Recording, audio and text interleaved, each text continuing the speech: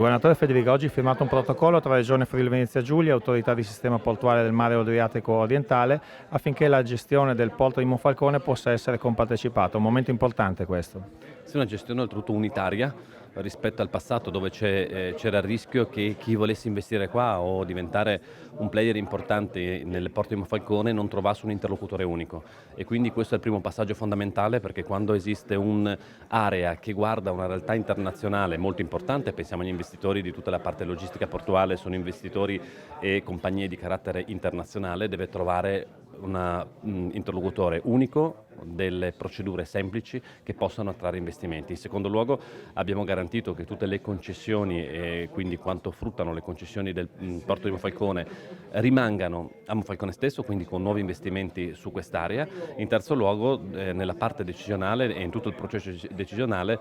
insieme ovviamente all'autorità di sistema che è protagonista, ci saranno la regione ovviamente ma anche il comune di Monfalcone, quindi una grande attenzione al territorio dove il comune diventa ancora di più protagonista nella scelta future dello sviluppo economico di quest'area, ma che ritengo sia uno sviluppo economico dell'intera regione, perché attraverso il sistema logistico credo ci possa essere una strada importante di crescita di tutto il Friuli Venezia Giulia. Presidente D'Agostino, quali gli effetti pratici della firma di questo protocollo tra Regione e Autorità di Sistema Portuale?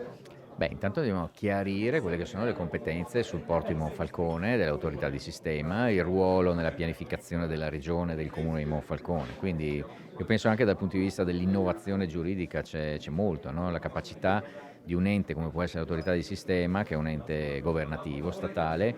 di ascoltare il territorio e quindi di pianificare quelle che sono le azioni strategiche che si sviluppano sul porto di Monfalcone, sentendo quelle che sono le esigenze. Non è semplice, non è così da tante altre parti, quindi questa è la prima vera cosa importante. La seconda, proprio in linea poi con questo, è che finalmente si avrà anche a Monfalcone chiarezza di quelle che sono le entrate dal punto di vista delle tasse piuttosto che dei diritti che vengono pagati sul porto di Monfalcone. Si avrà chiarezza e questa chiarezza poi diventerà tangibile nel fatto che questi soldi rimangono nel porto di Monfalcone e vengono investiti per servizi e per infrastrutture, investimenti che vengono fatti nel porto. Quindi questo è già il primo risultato, perché fino ad oggi tutto ciò che entrava come tasse e diritti veniva acquisito direttamente da Roma, mentre oggi c'è questa specie di paradosso che la gestione dell'autorità porta a far rimanere sul territorio questa finanza,